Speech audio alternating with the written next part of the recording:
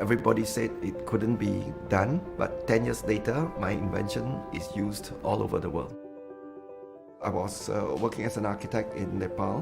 One of our largest projects required a solar water heater that would work in cloudy conditions without electricity, and this was in a very remote area. Everybody I talked to said it could not be done because there were no solar water heaters in the world that could work in freezing temperatures. Nobody believed that my concept could be done. Then I realized, well, I have to make it myself. I had a friend who believed in me, and he gave up his job and he said, Mr. Teoh, we are going to do your first solar water heater here in this old wooden building, and the rest is history, as I say. Now, 20, 30 years later, you can see that many cold countries, cold areas can benefit from our new solar water heater.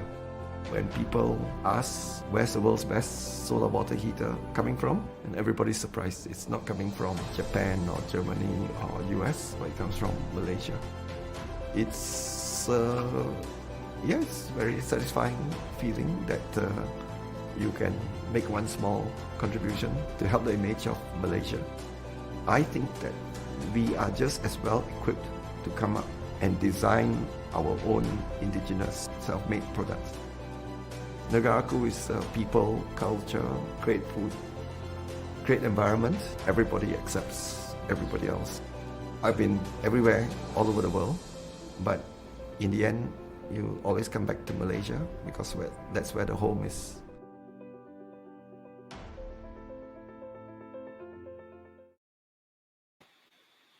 Good evening. Thank you for tuning in to Why Not Ask Cage. Tonight, my guest is an old schoolmate of mine, and this was about over 50 years ago. I used to share a desk with him in class. At that time, we had two different subjects in the Malay language. One was Bahasa Melayu, which the Malay students would take. It was a more difficult version of the language, and the rest of us took a different version of, I think it was called Bahasa Malaysia or Bahasa Kebangsaan for the non-Malays. That was soon to change later. In fact, my batch was the first batch to have a common Malay paper for all Malays and non-Malays. But at that time, I had to go from my class during the Malay periods and share a desk with my very good friend Siang Teck. Siang Teck was very generous. And so after we left school, I lost touch with him, but he became a Malaysian hero. And so tonight I want to welcome Siang Teck to the show. And I would like you to hear his story because he was a winner from the word go. So please help me welcome Siang Teck. So Siang Teck, welcome to the show. Thank you for taking your time to join us tonight. Thank you. Thanks for having me on the show. It's good to see you again after all these years. Yes, and we're kind of seeing each other online rather than face to face. We still haven't met face to face after so many years. We are not sharing chairs now. Yeah, so you do remember. We were two Form 1 boys, about 13 years old or something. Yeah, yes. I remember that. So what I discovered later was that you went off to the UK and you studied architecture at the University of Edinburgh. Yes. But that is what I just found out the last few days.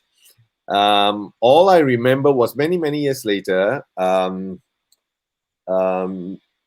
20 years ago, I think, I heard a story about you and about the water heater that you invented and patented. So maybe was that very early in your career that you got into this invention business? So how did it come about? And also, how did you end up in Nepal of all places? Well, it's a long story. I was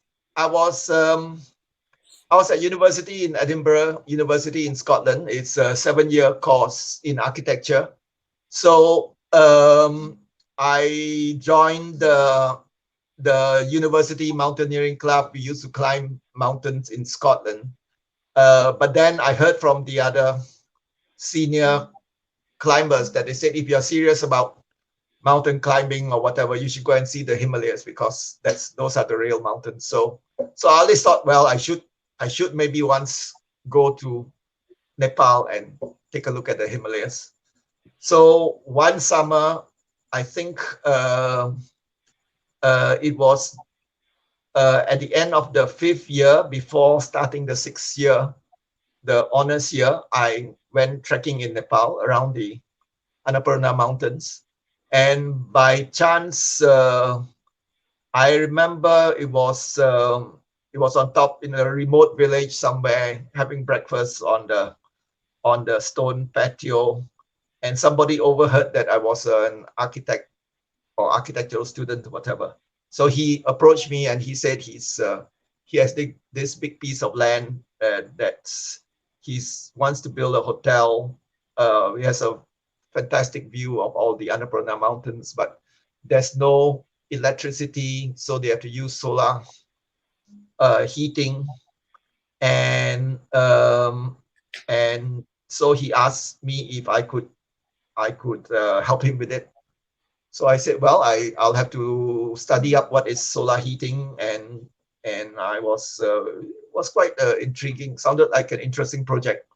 So any excuse I thought to be able to get back to go trekking in Nepal. So I said, okay, I'll go back and ask my professor whether they will accept a project in Nepal as part of my honors year thesis. Oh, so when I went back to Edinburgh University, it was quite controversial. Half the professors said it could be accepted. Half of them said it was not in the UK, so it could not be accepted. Wow. So finally, the word came through that it was accepted. It could be accepted as a... Yeah. So this person who approached you in Nepal, yes, was a total stranger? He was a total stranger. He was just a local businessman, landowner. But wow, he was like desperately looking for an architect who was willing to do something so remote at the time. This is the stuff of legends. Well, I mean, later on, when I was working in Kathmandu full-time, 2 years later, I found out that, yes, not many architects would go out to these remote places.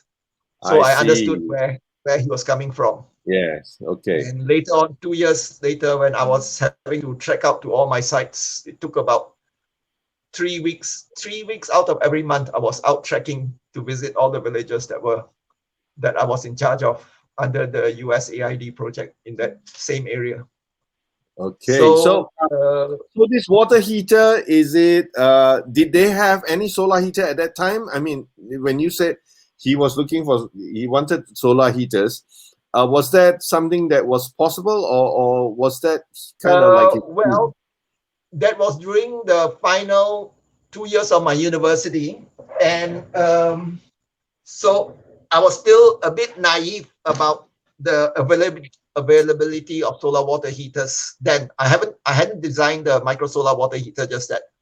I had designed the hotel, and it was a solar central heated and with solar, normal kind of solar water heating, and it got the top prize in the Royal Incorporation of Architects in Scotland. So I was a top student in Scotland, and with the first class honors that came with it. So that was okay. So when I went off back to Nepal after I graduated from Edinburgh University, I thought I could try to see how that project would take off. But in the meantime, one of my good friends who was an architect in Kathmandu asked me to take over his architectural office in Kathmandu.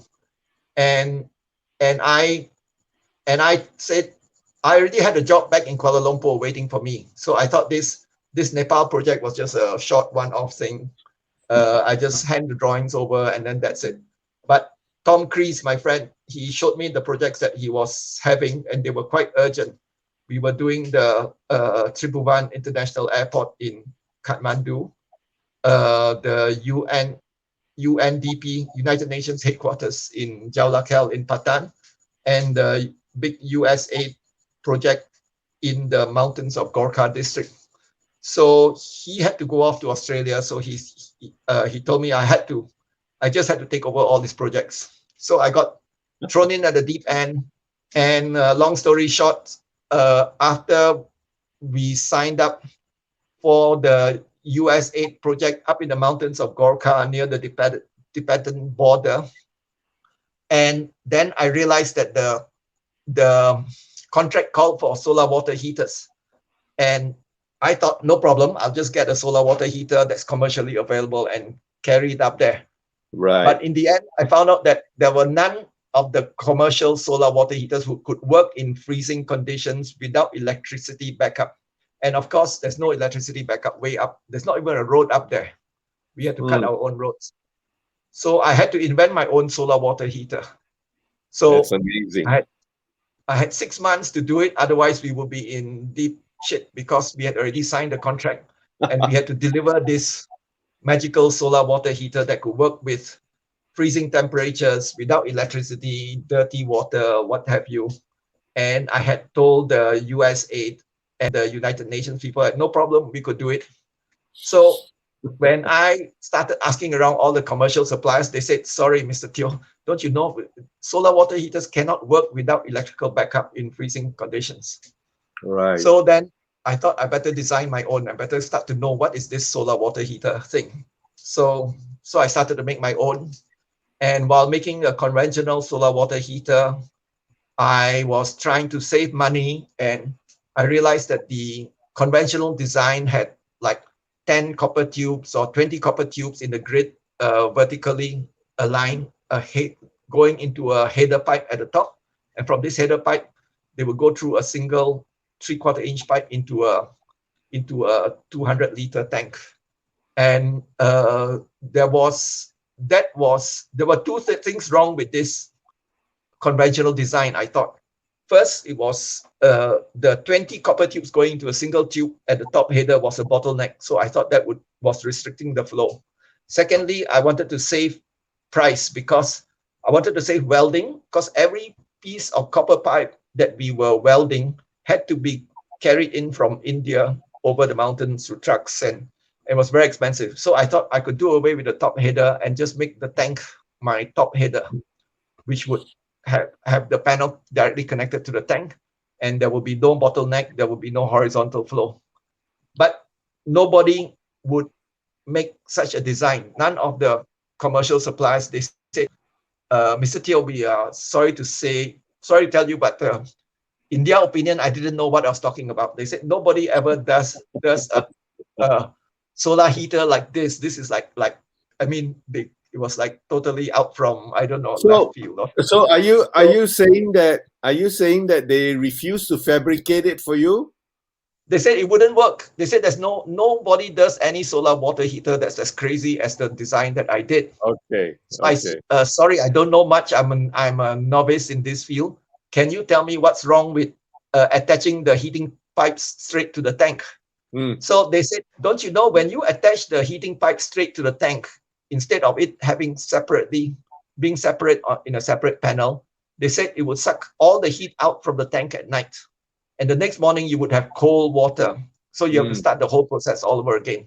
Right. So they said your system would not work because you are not separating the heating tubes from the tank. But my theory was that, well, of course, I wanted to save the cost and the welding cost of having a header tube.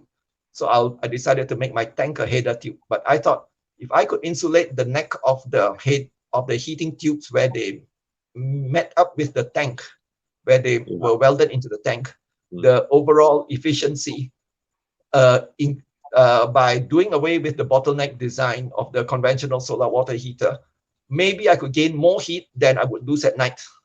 So finally, I found one of the, well, it was how we got started was, it was really bad time for us because our 6-month deadline to the contract was approaching fast, and I had to get the first unit made, and nobody wanted to make it. So I was walking out from one of the big solar water heating factories in Kathmandu, and they had just rejected me. And then one of the chief engineers told me to meet him at his house that night, and he might be able to find a solution. So I went to his house at night in the middle of the Durbar Square with this 1,000-year-old wooden temples, and it's a big tourist site. I mean, where all the holy temples of Kathmandu are. And he was living in one of his old tenements, which is like 1,000 years old courtyard with all the carvings and the holy fountain in the center, and 100 families living in a enclosed courtyard where you had to bend over your head to enter the courtyard because the archway was so low. Yeah. So he said, this Mr. Narayan Shrestha, he said he can do my solar water heater because he believes that it will work. But I told him, this afternoon your boss said it would not work, and now you're going against your boss and you're going to work and do it privately for me. Then I said, your boss will be angry.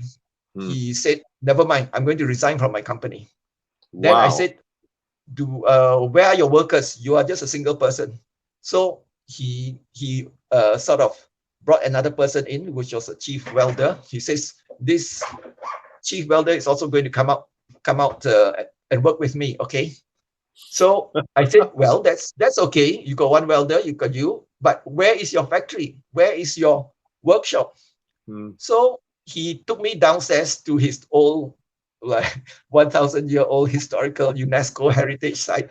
He took me down the wooden staircase, and there was a small compartment under the staircase where you could hardly stand up because it was it was just like an angled cupboard underneath the staircase where he stored his motorbike.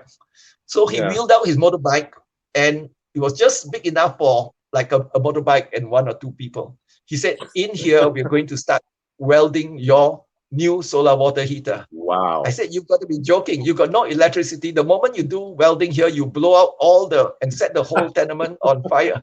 I mean, this is a historical building in the Durbar Square of Kathmandu. So he said, never mind, he would do it. So we made the first, what we call the multiple valve solar water heater.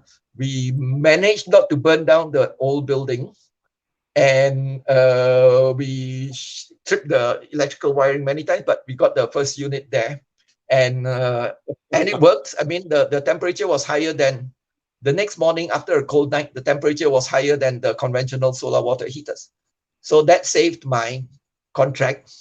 And that was how my solar water heater came into being, which today is the Microsolar. It's still the world's most efficient solar water heater. And all the solar water heaters are slowly following this concept that I pioneered, which was like, I don't know, 40 years ago. 20 years ago. How long ago? 40 years ago. 40 years ago, my goodness. Yeah, and they're still using the same design, which is multiple tubes entering the tank. And of course, now we progress onto glass tubes. Yeah. But it's still the most efficient solar water heater in the world. You got it patented, so you own the patent on it? Yes, I had a patent. Well, of course, when I came back to Kuala Lumpur working as an architect, and I sort of forgot about my experience in Nepal. Then I was in Singapore. I was designing the Four Seasons Hotel in Singapore, which is a big prestigious project. Right. And then the United Nations people phoned me up from Kathmandu. They said, Mr. Teoh, do you remember the solar water heater that you designed for us, which is up in the United Nations headquarters building in Jaulakel in Patan in Kathmandu, which I designed the building as well. I said, yeah, I remember my solar water heater. What about it? He said, well, a lot of people have been coming from all over the world taking a look at your solar water heater, and they remarked that nobody's seen a solar water heater like that before, and it's working fantastically. Wow. So they said, have you ever thought of getting a patent for it? So I said, I didn't know much about what patents were. So they said, we suggest you better get it patented because other people will be coming to try to copy your system. Okay. So I got it patented in Singapore, and then another long story short, the patent came through. So I had to design. Eventually I had to make a decision between working with Four Seasons Asia as they are in charge of all their hotels in Asia, or taking up developing my patents Mm. in Malaysia, which I chose to do because So, there was nobody else. yeah. So it's very interesting, isn't it, that you ended up inventing something because the thing was put into your hands and nobody else would touch it. And also because I didn't know what I was getting into, because it all started with a tennis game with Tom Creese, my tennis partner in Kathmandu. So And- not knowing is actually has served you well. Ignorance has served you well, hasn't it? Well, it could have easily turned out badly, because any other student, I mean, that's why they don't recommend that a student straight out from university become a director of a big the biggest architectural company in a third world country with all these multi-million dollar projects going on, and lots of people's lives and livelihoods are at stake. So that's a reasonable position, but then you've proven it wrong, right? You've proven the contrary. No, I mean, I wouldn't do it again, and many people would not do it, because if you want to study the contract and read all the fine prints before you sign onto any contract, right? Well, and if they realize that the contract called for something that was like out of this world, which was impossible, nobody had ever done before, and you had a 6-month deadline to do it, would you take on this contract? Because you are legally liable if you cannot deliver on this so-called new invention. I mean, you're pushing the envelope, and you're promising that you can push the envelope and create something which had not been done before. Okay, but you didn't know that, so it served you well. Yes, it's in a way it's good, because like our customers in Pennsylvania, in the US, which is having ice storms, and when the electricity lines are down because of the ice storms, all their neighbors are totally without electricity, without hot water. Their pipes freeze, and the water's leaking all over the ceiling. But our customers who are having microsolar water heaters in those parts of the US, they are still having centrally heated houses. Their pipes don't freeze, and they're still having hot water, even though there's no electricity. Yes. So it's still useful. It's still relevant. Amazing. Okay, now I'm going to fast forward you, because you continue your inventing, I think, didn't you? Yes. Yes. Well, it was back in 1999. I was awarded one of the heroes of the planet by Time magazine, and they commented that my invention could lead on to solar air conditioning. And I didn't think much of it at the time. This was back in 1999. I was more involved with the solar water heating, but here was Time magazine suggesting to me that I should really go into solar air conditioning. That's interesting. That's like 20 over years ago. So so I didn't think much about it until recently. One of the solar air conditioning companies approached me, and then I started to look at it seriously. And since somebody commented, if the microsolar heating tube is such an efficient heating tube, then it's also a very efficient cooling tube, because a heating tube is just a cooling tube in reverse. So I had this idea: if I applied the microsolar heating tubes or cooling tubes into the house, it would help to suck out all the heat from the attic of the house, and it will help to cool down the house. So that was a theory, and hadn't been tested, but I didn't want to test it for fear that the secret would get out. So I submitted for the patent and kept quiet about it until the patent came through a few years, 2 years back. Then I made the first prototype, and we've installed it in our experimental cool house here in Subang Jaya. And we have been getting cooling temperatures on a hot afternoon. We are about 4 or 5 and sometimes 6 degrees Celsius cooler than the outside temperature. Okay, let me just interrupt you, just to be clear. Yes. So you are using I don't understand how you can use the heat of the sun. This is what it looks like. I don't understand how you can use the heat of the sun to cool down the house. So can you explain? Okay. Without giving away your secret, okay? Yeah, basically it works on the microsolar heating or cooling tube, which is a very efficient cooling tube, and we use the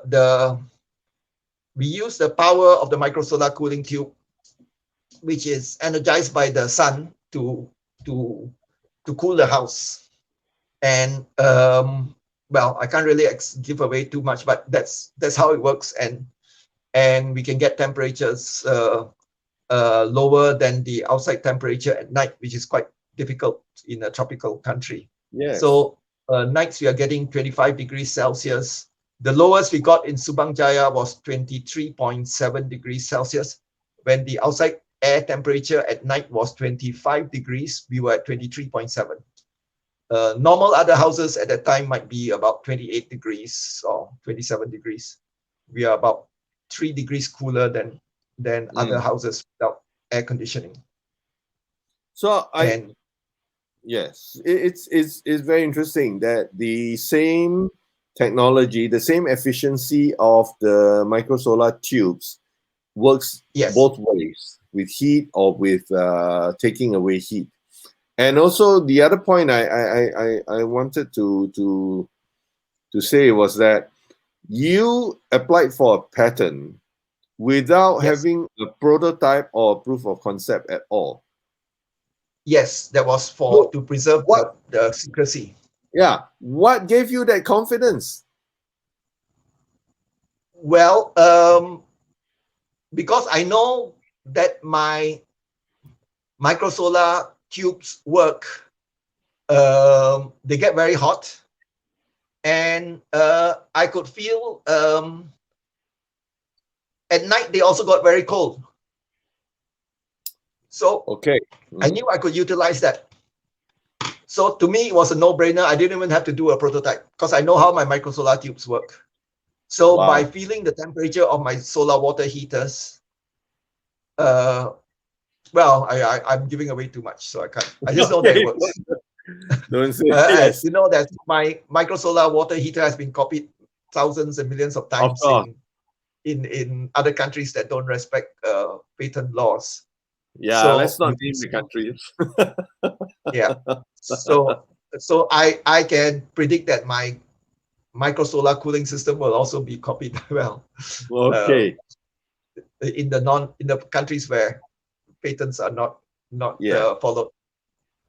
So would this be your website for your cooler as well, microsolarsystem.com? That is a website for our water heater and our solar hybrid air conditioning system, which is also an air conditioning system, but that's more complicated. So we are trying to move away from that complicated system. So for our microsolar cooler, which doesn't need electricity, we are on Facebook, Microsolar System Water Heaters. The hybrid solar air conditioning systems that are on our website, those save 50% of your air conditioning electrical costs. Right. But now the cooling system that we are doing, they will save almost 100% of your air conditioning costs. So and it's cheaper, and it's simpler, and it's cheaper, and we don't need to have a manufacturer to manufacture the solar. I mean, it's a all-in-one standalone unit. You don't have to change your air conditioning unit. You can use your existing split system with our cooling system. It will still save you more than 50% of your air conditioning bill. Wow. You don't have to take out your compressor. You don't have to take out your outdoor unit. You don't have to take out your indoor unit. Okay. What's the Facebook name again? Microsolar System what? Microsolar System Water Heater.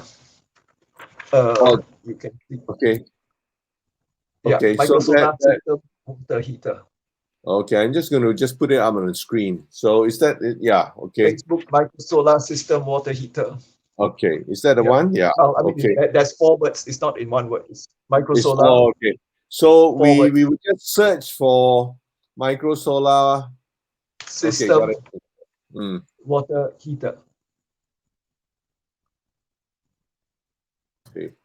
Okay, you've shown it on the screen, Michael. Okay, thank you. So, Siang Teck, it's very interesting that it all started with a random stranger talking to you. Yes, because I was more interested in the architecture. I was more interested in vernacular architecture, which is the architecture that is indigenous to the place where it's located. Yeah. So my design work was more geared towards looking at indigenous forms of architecture. Right. Yeah. And it was just because that particular project was in a remote mountain in Nepal. Then I was forced to take a look at solar heater. Yeah. And then when I got down to it, I signed the contract without knowing what I was letting myself into. Right. Yeah. And so how much of the rest of your life has been based on such synchronous events, Do you see a pattern in it that you kind of like you didn't live a planned life, or was this just one odd incident? Is there a pattern? I would think it's one odd incident. I mean, I would say it's too stressful to try to replicate it because probably at that time you are young and foolish and you don't know the pitfalls, right? So if you are, I don't know, how old was I at the time? 22 years old, 22 years old, straight out of university, and signing a big contract with USAID and United Nations and having to deliver a product within 6 months. I mean, who would do that? Something but who is to say that's wrong? Who is to say that's wrong? Who is to say that's wrong? Well, I mean, it's foolhardy if you know what you're doing, because you are taking a gamble. And then when I looked at it, so many times we were close to failing. What happened if Mr. Shrestha had not resigned from his job and had not risked his whole career on my crazy idea of this new kind of solar water heater? And the first few years, he was blacklisted by all the big plumbing companies. The hotel projects that he got, the hotels were told that the big companies would not supply them with plumbing services if they use our solar water heater. So it was a lot more stressful for him than for me, because I was doing my architecture projects and I was on to a lot of other projects. But later on he told me he had been struggling a lot because it was difficult to break into something with a new product. But later on, when I visited him after a few years, he was quite successful. He had a big factory out by the ring road near the university. And then so I asked one of his neighbors, and his neighbors said, I asked him just to find out how he was doing, what was their opinion.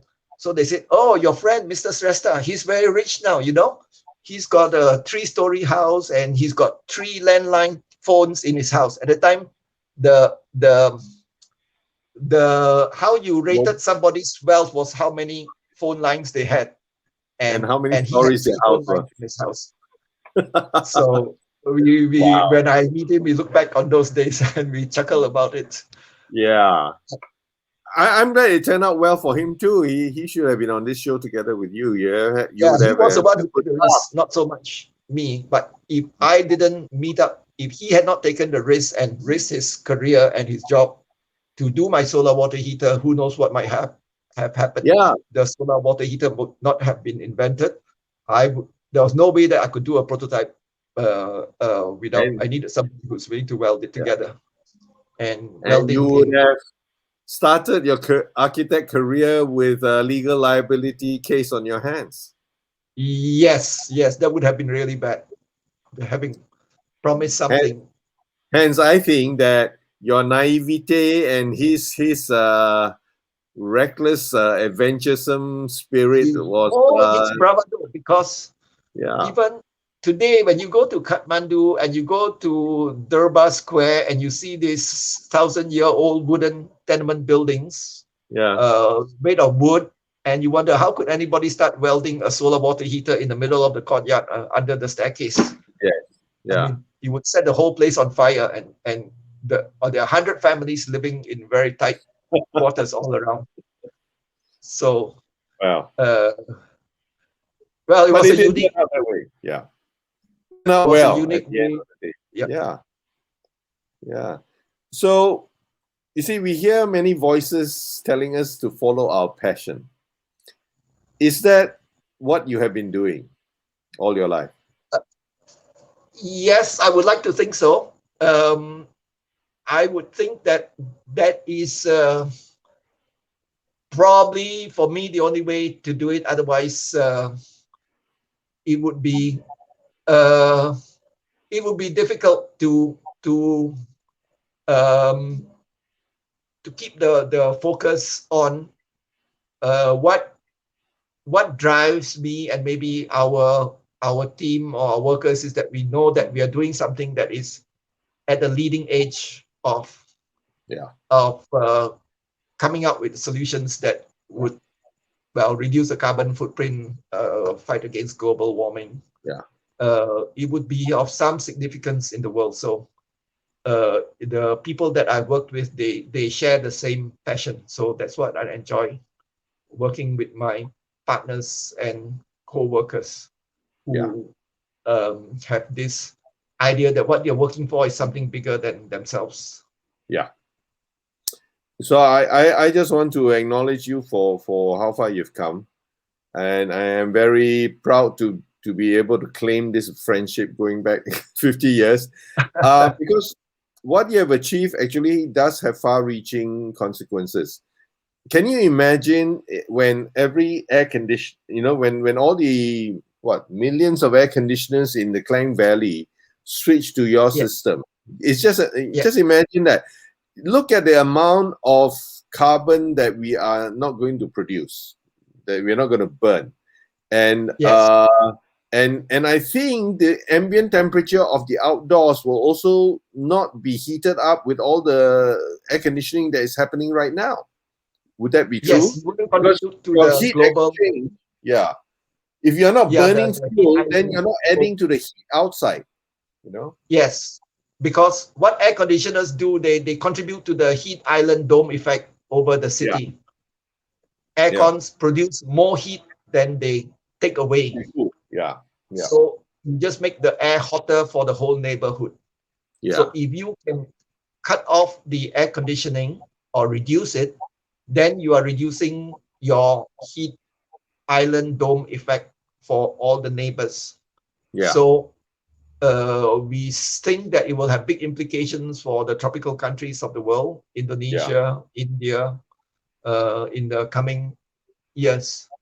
So hopefully, I mean, even if people do use air conditioning, they will use it less, because, like, for instance, we have done an office in Ara Damansara, and they wanted the indoor temperature around 24 degrees Celsius. But their outside temperature was 34 degrees Celsius. So we take their 34 degrees Celsius hot air from outside, we cool it down to 29 degrees Celsius for free, basically. And so their aircon takes over from 29 degrees down to 24, which is a saving of 50%.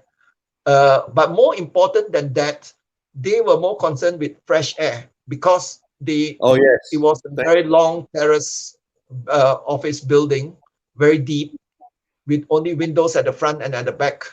But at the front was the director's office. And so to let any fresh air in, the director's office windows would have to be open, and the director's office would get warm because all the warm air would rush in, and then he would have to leave his door open to let the fresh air go into the main office. So that was not acceptable.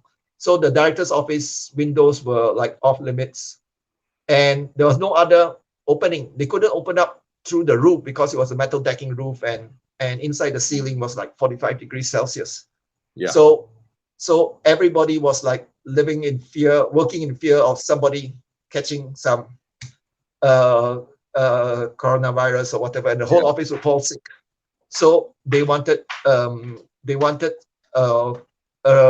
reliable source of fresh air, cool fresh air, not 34 degrees, which would overpower their aircon. Yeah, let me stop you there, Siang Teck. So are you saying that using the microsolar system cooler, you actually do not have to close the windows like you normally do in an air conditioning office?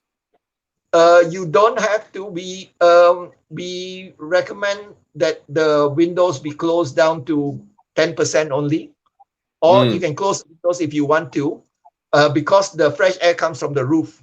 We take the fresh air from the roof, and the stale air is exhausted to our roof vents. So the heated stale air goes up, and then the fresh cooler air will just come down. Yes. Without any pumps, without any fans. We have a few small USB fans, but the running cost is like 5 ringgit a month. So it's a very small fan.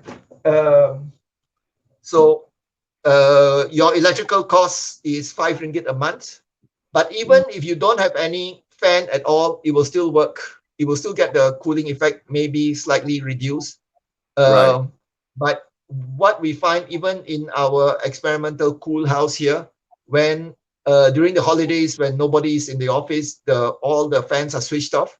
But when we open it up on the Monday, it's still very cool inside. The temperature is still around 28, 27 degrees Celsius. Yes, because that system the system you install in the roof doesn't stop working. It's 24 hours, right? It's 24 hours. You can't switch it off. Yes. Which is a good thing.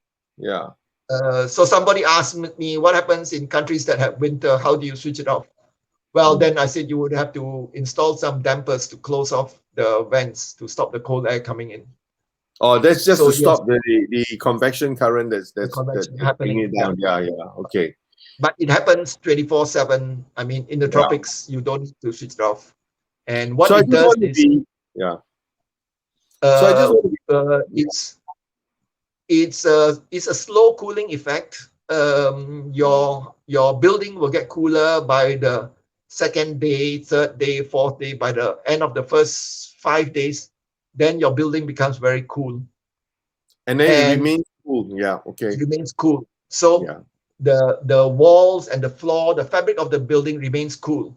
Now, the difference with a normal air-conditioned building is that when you switch off your aircon in a normal air-conditioned building, then the walls heat up, the floor heats up, the building fabric heats up.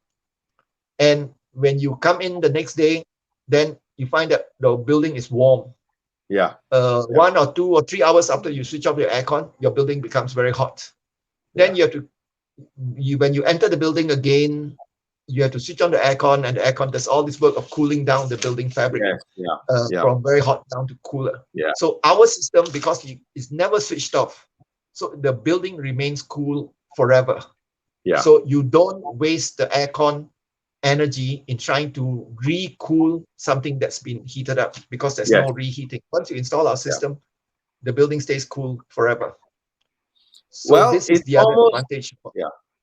It's almost too good to be true, but how much will it cost for, let's say, let's talk about a domestic consumer like me with a want to install it in the house, just kind of a ballpark figure. Well, in a terrace house, we have installed for customers with one terrace house. It would cost about maybe under 5,000, about 4,800 ringgit. You have to pull a small electrical line up into the ceiling. So, but generally about 4,500, 4,600, 4,700, you could do it. And if you want 2 units, it might be 8,500 ringgit. But most of our customers have been very happy with the single unit. Single unit, okay. Their house down, they cool their downstairs as well as the upstairs. So, well, I can imagine the savings of the electricity bill would just be very quickly recover the cost. And furthermore, if you are thinking of installing air conditioning system, you can downsize the number of units of your air conditioner. Meaning, if we're thinking of using 2 units of aircon, now you can just have 1 unit of aircon, right? You can see in the primary school that we did at Sunjin Primary School in Kampung Pandan in Kuala Lumpur, they had each classroom has got 50 students, and each classroom has 2 numbers of 2.5 horsepower aircon. So their objective was to see whether they could reduce the aircon usage to only 1 unit of 2.5 horsepower. So we installed on our classroom 2 units of our microsolar cooler, and then the teacher was told to have only 1 aircon on. You're not allowed to switch on 2 aircons. But the rest of the classrooms, they are using 2 numbers of 2.5 horsepower, which means a total of 5 horsepower. So our classroom was running on 1 unit of 2.5 horsepower, but no complaints. It's cool. The air is cool. So they were doing that. And then like 1 month into the test, the neighboring classroom, their aircon broke down, which happens quite often because it's such a and the main problem is that they have a high maintenance cost of the aircon. So the neighboring classroom was forced to use only 1 number of 2.5 horsepower aircon. And the teachers and the students were complaining because it wasn't cool enough. It was very stuffy. It was warmer than our classroom. But in our classroom, we could feel the difference. It was very cooling with the breeze. Even the kids at the back were feeling the cool breeze. Whereas in the classroom with the 1 broken aircon, the kids at the back was very warm and stuffy. And they were complaining, even with the ceiling fans on. So Siang Teck, we are running out of time. Okay. But thank you for explaining, because I think people need to know that there is this alternative, sustainable, saves you a hell of a lot of money, and gives you 24 hours cooling without a conscience. You know, the idea of having an aircon on all day is like, you know, you think of the money. So thank you for explaining. And ladies and gentlemen, I just refer you to Siang Teck, and I encourage you to take up his technology and cool down your house at least. That's our Facebook page. So Microsolar System Water Heaters on Facebook has all the details of the air conditioning, and the unit on the roof looks something like this. Don't ask me how it works. Don't ask him how it works, but it does without electricity. And this is not about solar power being converted into electricity and then pumping the aircon. It is actually direct application of solar power, which is for me is like amazing and mind-boggling. So thanks, Siang Teck, for your time. Great, thanks. So one last word from you before we say good night. One last word from you before we say good night. Well, I think this will become the air conditioning system of the future. I see that more and more, I foresee that more and more buildings will be using my system, maybe in conjunction with a regular air conditioner, but they'll halving their number of aircon units that they need to buy or to install or to run. And for people who are happy with 25 degrees Celsius, 28 degrees Celsius, 25 at night, 28 degrees in the daytime, then you don't really need to have an air conditioner unit at all. You can have one, but you don't need to switch it on. So, well, it's already started with the primary school, so that's a good beginning, and I look forward to seeing it, you know, being in popular usage, because I think it's going to do so much good to the environment, because we are really killing it with our carbon footprint. I mean, it's I think we are in the 21st century. We should be able to come up with innovations that will solve the environmental problem without overkill, without having so much overly engineered air conditioning systems. I mean, as you said, this is a solar thermal, which just uses heat to create coolness. It's Yes. just using the sun to move heat around to Yeah. extract heat instead of converting it into chemical or electrical Yeah, energy. it still boggles my mind, Siang Teck, really. Yes. Because the sun is just hot. I don't know how you do it, but the sun is just hot to me. So I don't know. Yeah. Anyway, thank you for your time. And thank you for your patience. And thank you for your very clear explanations. And I hope the audience will take up, and I'm sure they will take up your alternative to air conditioning. And so we're going to say good night. Yeah. Okay. So, good night. Thanks for thank having you me. very much, Antek. I hope all our friends are watching. All our schoolmates. Yeah. Okay, ladies and gentlemen, I appreciate Siang Teck being here, and I hope you have been educated and entertained somewhat. But really, this is a fantastic option, and air conditioning is so much part of our lives. Can you imagine this alternative operating in Malaysia and in the region? So thanks you once again, Teoh Siang Teck, and I look forward to maybe having you here again sometime in the future when there's more things to report. So, ladies and gentlemen, thanks for tuning in. And Siang Teck and I bid you good night. Okay. So, good night. bye. Thanks. Bye. Thanks. Everybody said it couldn't be done, but 10 years later, my invention is used all over the world. I was working as an architect in Nepal. One of our largest projects required a solar water heater that would work in cloudy conditions without electricity and in freezing temperatures. Nobody believed that my concept could be done. Now, 20, 30 years later, when people ask where's the world's best solar water heater coming from, and everybody's surprised it's not coming from Japan or Germany or US, but it comes from Malaysia. It's yes, very satisfying feeling that you can make one small contribution to help the image of Malaysia. I've been everywhere, all over the world, but in the end, you always come back to Malaysia because that's where the home is.